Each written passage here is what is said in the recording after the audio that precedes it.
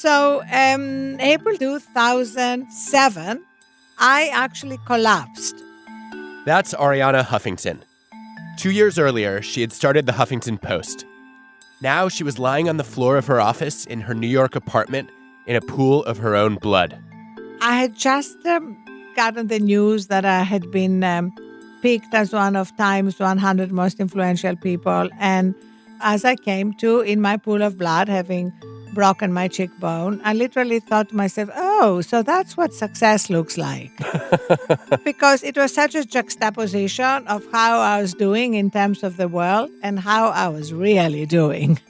Her sister rushed her to the hospital. After I collapsed and went through the whole round of medical tests and MRIs and trying to find out what's wrong with me, did I have a brain tumor, did I have a problem with my heart, one of the doctors said to me, I have diagnosed you with civilization's disease, burnout, and there is nothing the medical profession can do for you. You have to change your life. Preventing work from overtaking your life seems harder than ever, but it might actually be easier than you think.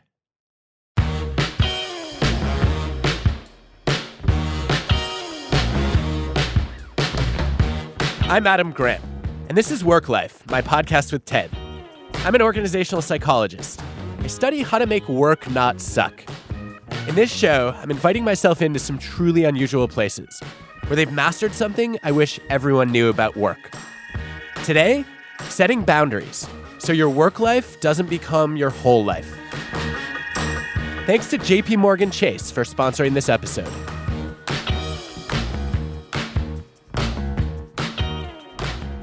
I like work. All right, I love work. In college, my roommates complained that I wasn't fully present for their parties because I was too busy writing my thesis. Before I met my wife, my idea of a fun Saturday was working from 7 a.m. to 9 p.m. And the thought of leaving an email unanswered causes me physical pain. I've been called a workaholic. Is that so bad? And if so, should I be setting more boundaries between work and life? For thousands of years, there were natural boundaries between these two modes. People farmed by daylight, not at night. But then the Industrial Revolution brought machines and electricity. Suddenly, there were fewer limits on efficiency and productivity. We could work more and more hours. Today, it's gone even further. We're constantly connected by text, always on email, which is a big reason why Ariana Huffington managed to work herself to exhaustion. The thing about machines and the same thing about software is that the goal is to minimize downtime.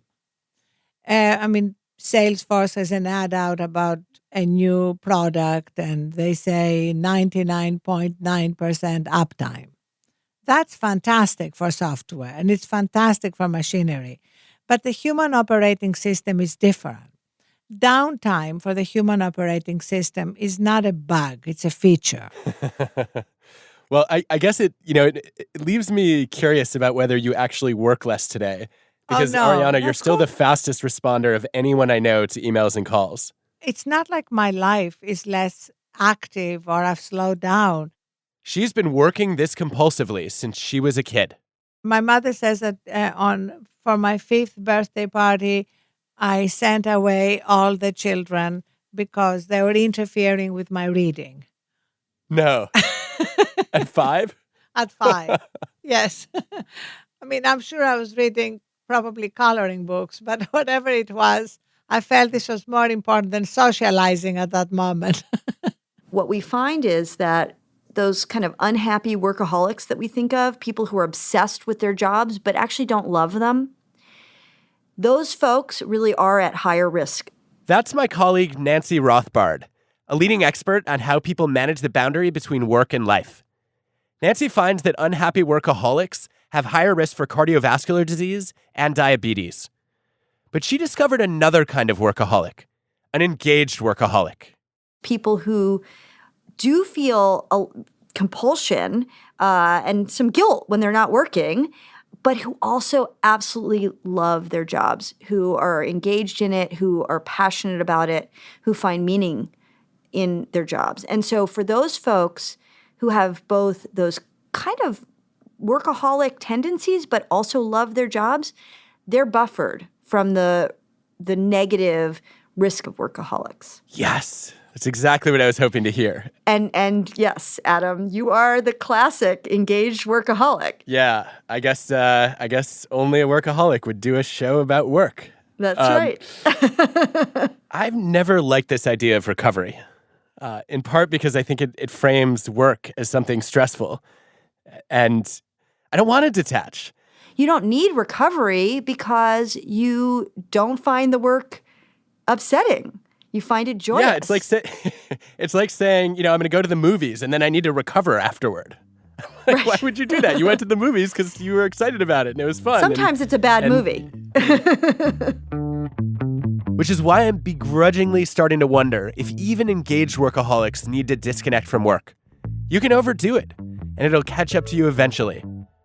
After her wake-up call, Ariana decided she desperately needed more boundaries and more sleep. I get 8 hours 95% of the time because that's my optimal time for me to wake up fully recharged. I prioritize little tiny breaks during the day, and I'm very absolute about my end of day and beginning of day rituals. Turning off my phone, which for me is the ritual that declares an end to the day. And in the morning, never rush to my phone as the first thing I do. Even if it's just taking 1 or 2 minutes to set my intention for the day, what do I want from this day before I go to my phone, which is everybody's agenda for me. I have a couple of colleagues who have been studying workaholics.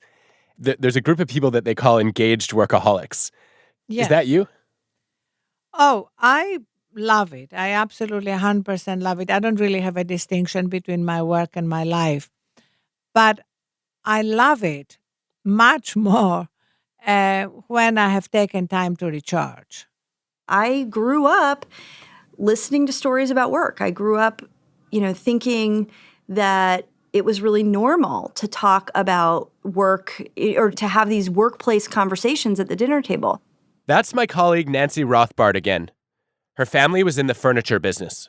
So when I worked in the business, I was working alongside my grandparents and my uncle and my cousin and my great aunt. And, I was around my family a lot. And so, I knew about all sorts of issues of work motivation and, problems with the warehouse and issues with the drivers and, accounting issues. That was all part of our everyday conversation. And it was really as natural to me as breathing. When Nancy was in grad school, she started doing research on the spillover between work and life. And she found that people had different ideas about whether work should bleed into life. The way that people navigate that boundary between work and personal life really varied quite a bit. If you like to blend work and life, you're an integrator, like Ariana and Nancy's family. People who, really, really have a very strong desire to integrate the two, to keep them more blurred and to have a lot of easy transitions between the two domains. On the other end of the spectrum, there are segmenters. Thinking about work in their non-work lives as being this very separate space where you couldn't really cross, and if you did, it was inappropriate or distracting. If you're a segmenter, you prefer very clear boundaries between work and life. I've met some segmenters who, what they do is they keep their keychains separate. So they have a work keychain and a home keychain. And, separate keychains for home and work. It. Yeah. So, there's people who are extreme segmenters will also not have pictures of their family in their office. They won't bring their family to maybe the company party. During one project, Nancy met a firefighter who was a strong segmenter. When he would go home after his shift, he would wear flip-flops because he didn't want to wear his firefighting boots into and take them into his house. And what he also said is when he would get home, he wouldn't touch or hug his kids or his wife until he had taken a shower and changed his clothes. So he physically wanted to detach from work before he felt like he was literally clean to enter the home. And so was that just a germ thing, or was there something also more symbolic about it? No, it wasn't. It was not a germ thing at all. It was totally symbolic, right? So it was a completely symbolic recognition that he was shedding the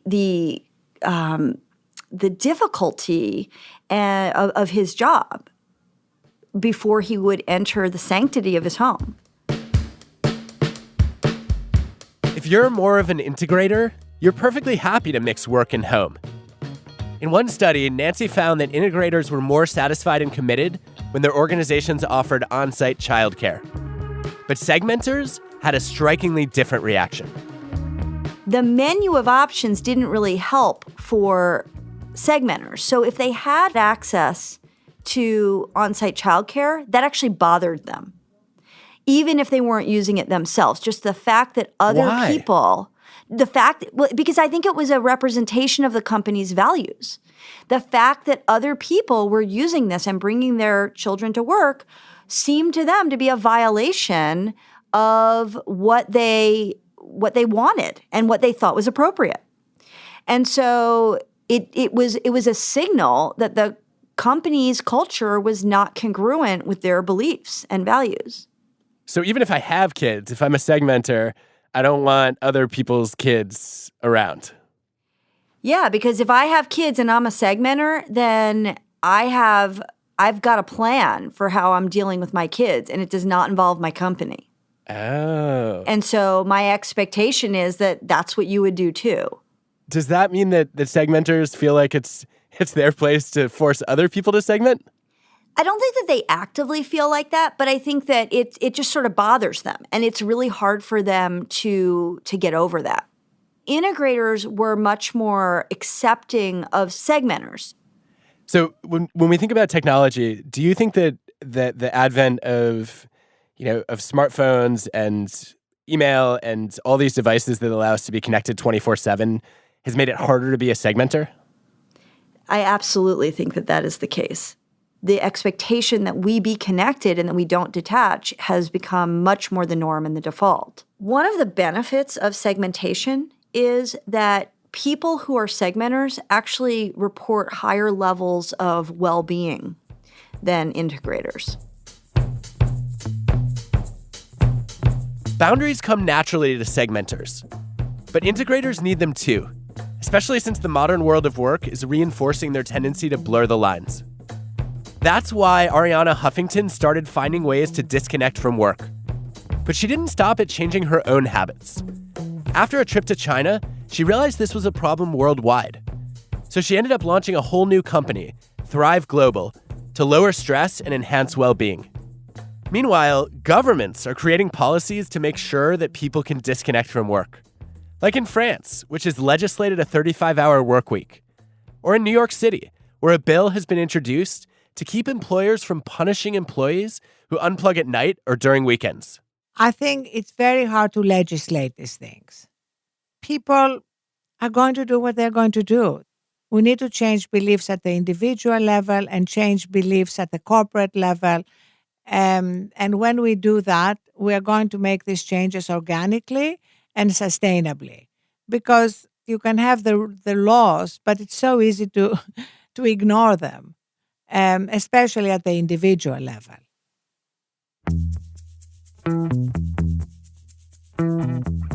However you feel about your work, everyone needs boundaries. And there are some simple but surprisingly powerful steps that you can take to set them. More on that after the break. This is going to be a different kind of ad. I've played a personal role in selecting the sponsors for this podcast, because they all have interesting cultures of their own. Today, we're going inside the workplace at JP Morgan Chase.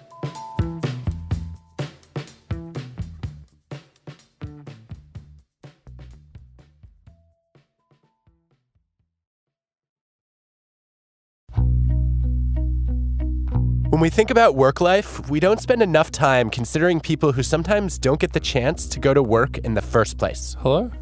Is this an appropriate volume for me to be talking? Okay, cool. I'll try to maintain it level. That's Henry Deards. He's a software developer at JP Morgan Chase. So it's like taking a big problem that's sort of complicated and poorly defined, and then breaking it down into a series of steps, and then breaking those steps down into a series of smaller steps until each of the individual components of your problem can be replaced with a line of computer code or a function that you could write. That's the thing that I'm best at. More than 80% of people on the autism spectrum are unemployed. But at JP Morgan Chase, things are a little different. For the last 3 years, they've run an Autism at Work program, actively recruiting employees on the autism spectrum like Henry. I was diagnosed with autism when I was very young, and that was kind of helpful because it meant that I could sort of build all my coping mechanisms for a very long time. Leaders at JP Morgan Chase realized they were missing out on a lot of talent. So they started placing less weight on interviews and more emphasis on job skills. And the feedback that I got from the interview that I went to for my internship, it was like, you struggled a little bit with some of the aspects of the group exercises, but we understand that the fact that you were able to do as well as you did is in of itself impressive given your condition. And that makes me really, really happy because I'm really, really good at what I do. There were a few awkward moments.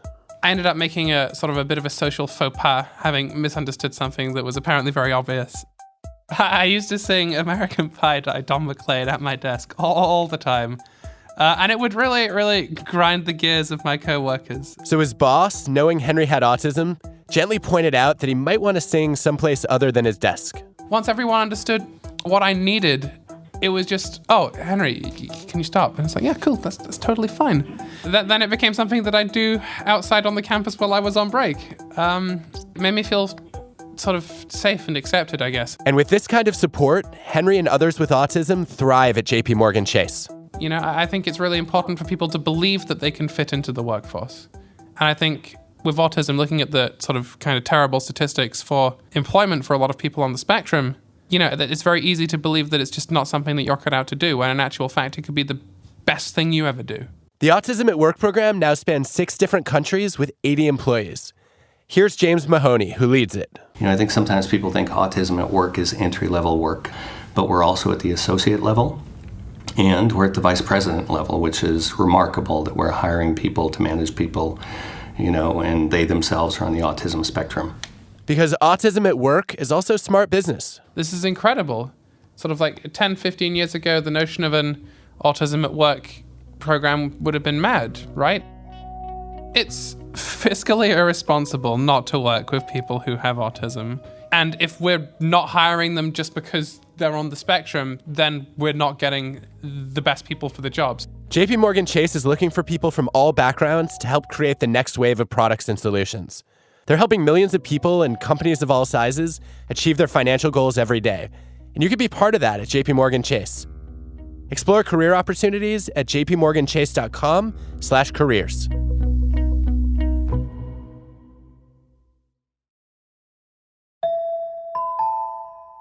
Technology doesn't just intrude on our home lives. It interferes with our work lives too, which means we need boundaries when we're at work. A couple decades ago, this was the soundtrack to the life of anyone with a computer.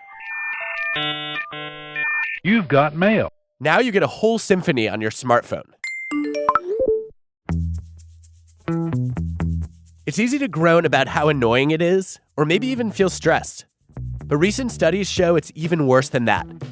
If you use an electronic device during a class or meeting, you learn and contribute less, and so do the people sitting near you. And according to one experiment, just having your smartphone on your desk reduces your own working memory by 10%, even if the phone's just in airplane mode.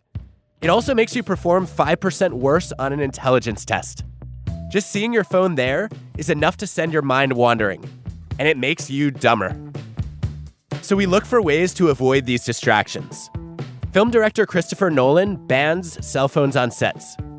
I run an unplugged classroom, except for students with disabilities. And you've probably seen some email auto-replies designed to keep the outside world from creeping in.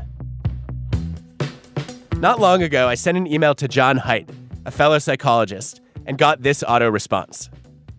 At the insistence of lawyers for Penguin Press, Jonathan Haidt has entered a writer's protection program.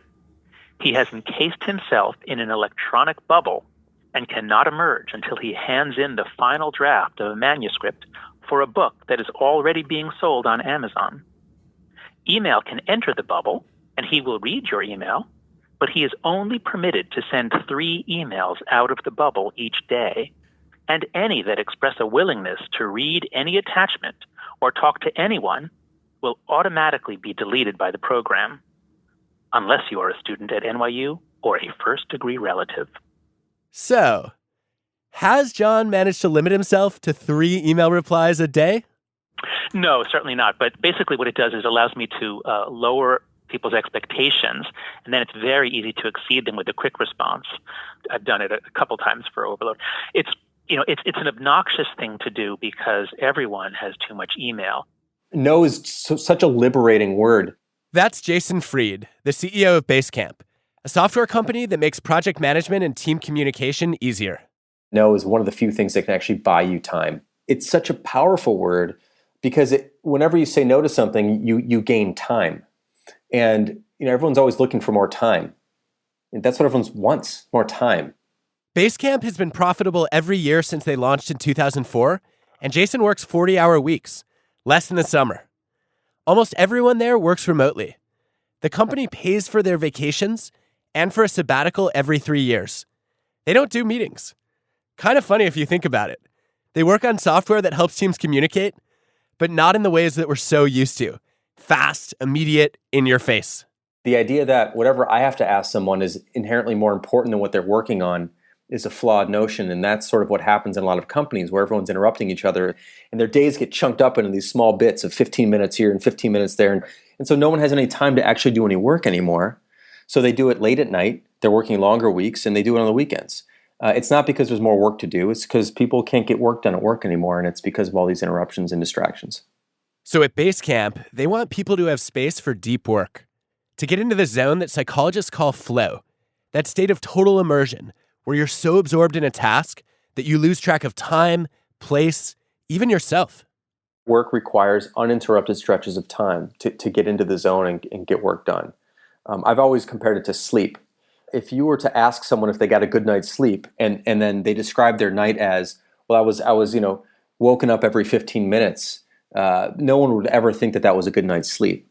I think of it as like REM work and REM sleep are kind of similar things where you really get into it, and that's where the good stuff happens. But it takes you a while to get into that zone, and you don't just jump right into it immediately. It takes you a while to get there, and if you're constantly being stopped from getting there, you have to start over again. There's a study that demonstrates the power of setting boundaries and the challenge. In a Fortune 500 software company, engineers were constantly behind because they were constantly interrupting each other. Finally, they set a quiet time policy. No interruptions Tuesday, Thursday, or Friday before noon. 2/3 of the engineers saw a spike in productivity.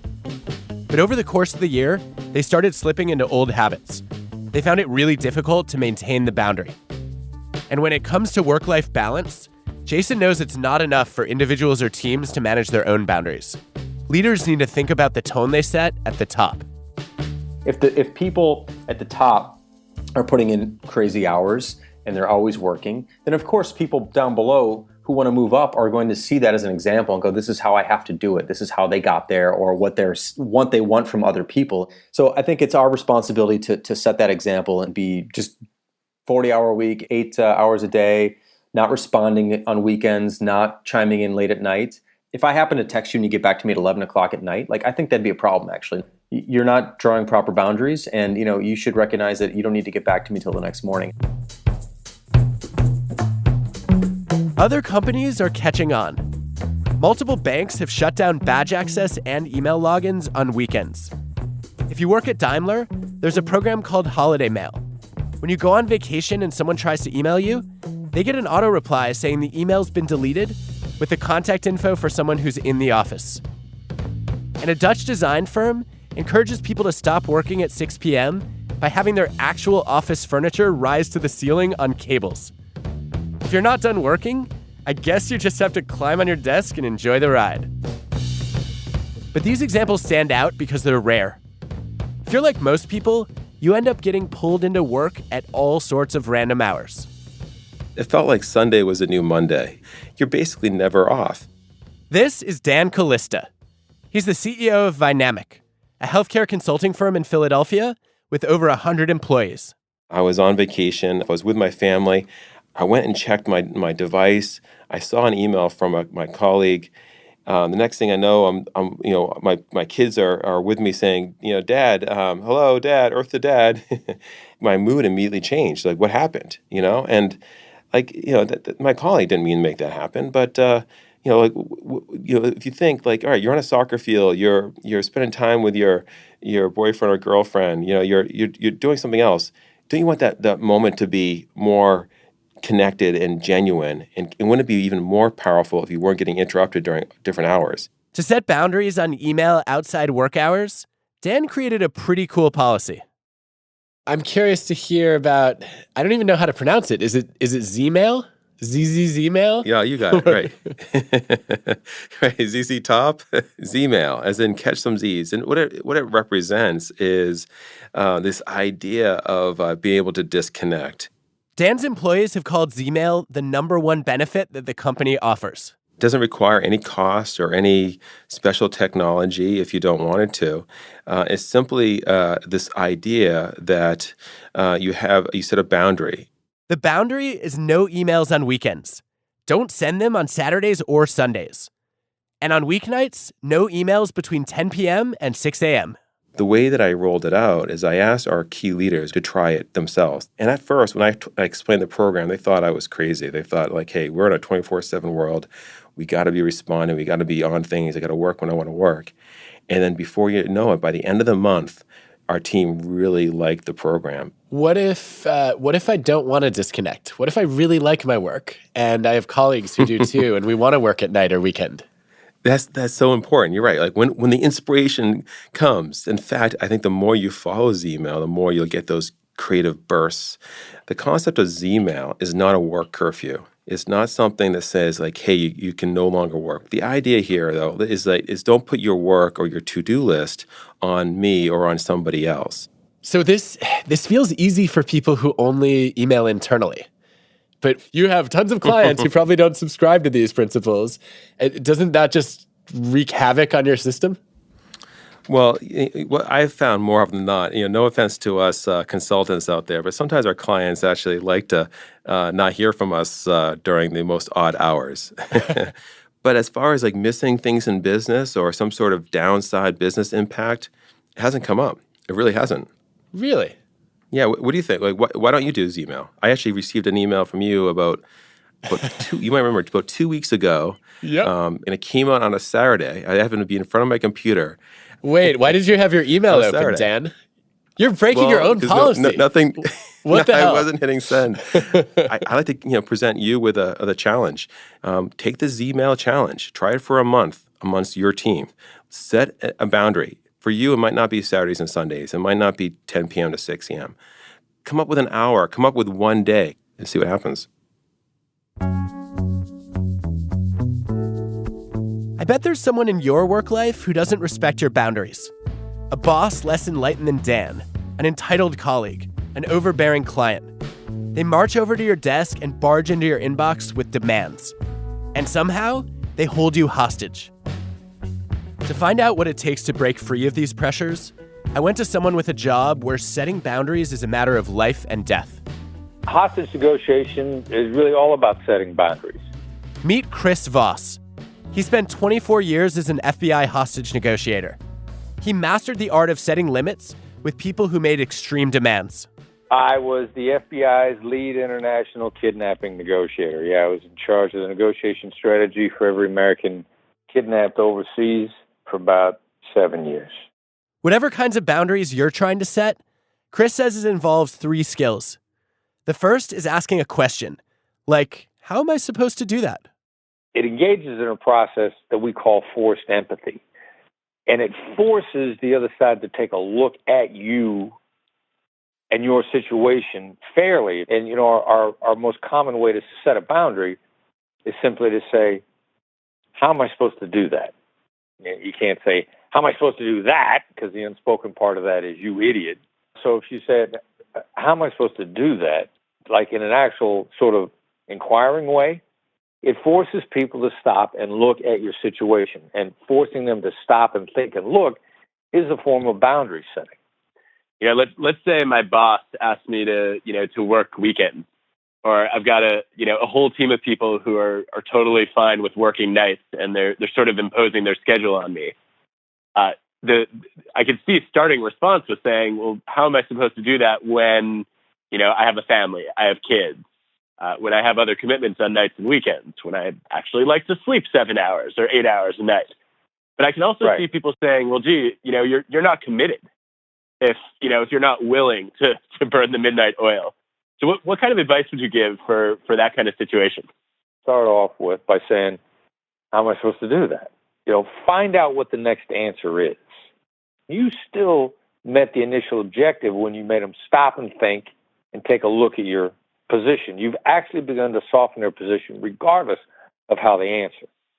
The second skill is labeling, restating what you think you heard to get the other person to either own it or reject it. Research shows that one of the differences between expert negotiators and their peers is that experts spend a lot more time labeling other people's behavior and then testing their understanding. If you go all the way through that and they still say, well, you're not committed, and you say to them, well, it seems like what I'm doing during the day doesn't demonstrate my commitment. It seems like you're more interested in how often I'm here as opposed to what I'm actually producing. Of course, labeling backfires if you're casting a negative judgment on someone. You're being a jerk. Probably won't get you very far. A really effective label is just like, it seems like X.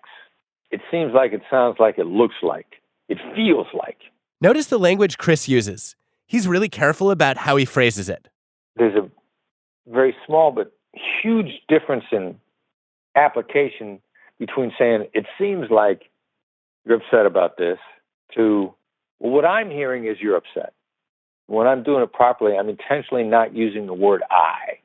I is a self-centering word, and I causes you to take a little more responsibility for the label in that moment. The other design of that, too, is if they come back and they say, like, well, I'm not upset. You're completely wrong. And I'll say, well, look, I didn't say you were. I just said it sounds like you are. That's an effective way to deal with people imposing on you. But what about when you're trying to initiate a request, like for time off? Here's the third skill, which is really counterintuitive. Instead of trying to get a yes, start off by asking a question that elicits a no.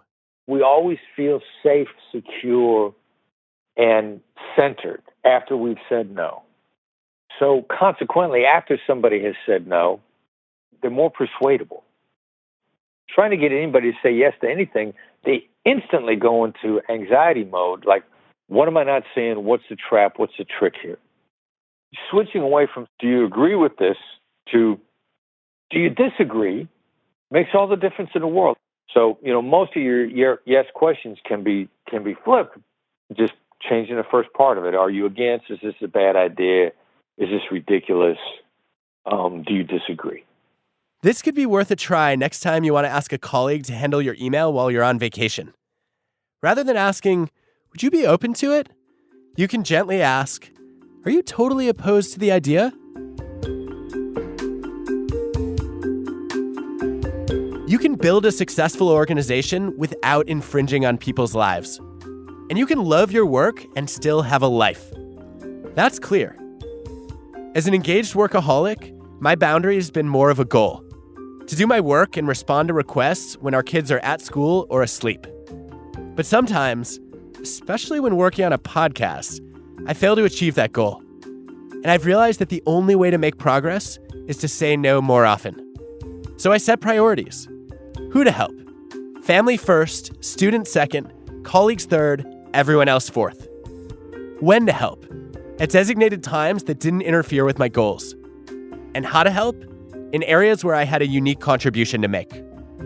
Now, when people reach out with requests that stretch beyond my wheelhouse or my calendar, I refer them to relevant resources, an article or an expert. But one guy just would not take no for an answer. So finally, I wrote him an email.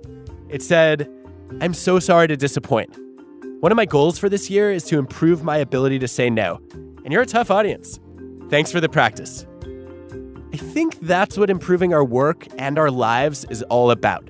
Practicing. Trying out new ways to work and setting boundaries for everything we hold dear beyond work.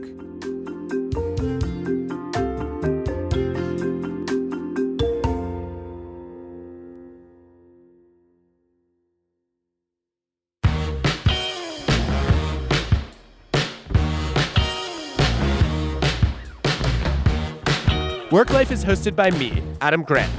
The show is produced by Ted with Transmitter Media and Pineapple Street Media. Our team includes Colin Helms, Greta Cohn, Gabrielle Lewis, Angela Cheng, and Janet Lee. This episode was produced by Dan O'Donnell. Thanks also this season to Max Linsky, Jenna Weiss-Berman, Maddie Sprung-Kaiser, Ann Hepperman, Michelle Quint, Anna Phelan, Kim Naderfane, Maya Saryaman, Casey Walter, and Francisco Diaz. Our show is mixed by David Herman with help from Dan Dzula. Original music by Hansdale Sue. Special thanks to our sponsors, JP Morgan Chase, Accenture, Bonobos, and Warby Parker. Thanks for listening. If you liked what you heard, rate and review the show. It helps people find us. That's the official end of our first season of WorkLife. But we have 2 bonus episodes coming up. We're taping one on April 24th in New York at the 92nd Street Y. I'll be on stage with Malcolm Gladwell for a fireside chat about all things work. And we're going to answer questions from you. If there's something you're curious about, you can submit a question by email or voicemail. Check out the show description for details. One more thing. When I was talking to Chris Voss about hostage negotiation, I kept wondering if getting someone to say no would be counterproductive. I asked him about some well-known research by a psychologist, Robert Cialdini, who finds that when someone says no to a request, it can make them more likely to say no again. Do you ever worry, though, that gets them in a mode of consistency and commitment? Like Bob Cialdini would talk about it, where, they say, all right, I've said no to this person. So this is a person that I don't want to say yes to. And it's easier now to decline future requests. Are you trying to create a grudge match here between me and Robert Cialdini? You keep throwing Cialdini. No, I'm just trying to get your reaction to his research. So did you see what I just did to you? Oh, damn it. I just fell for it, didn't I? I did. Now you tell me how you felt after that. I am so disappointed and simultaneously excited. I don't know which is stronger.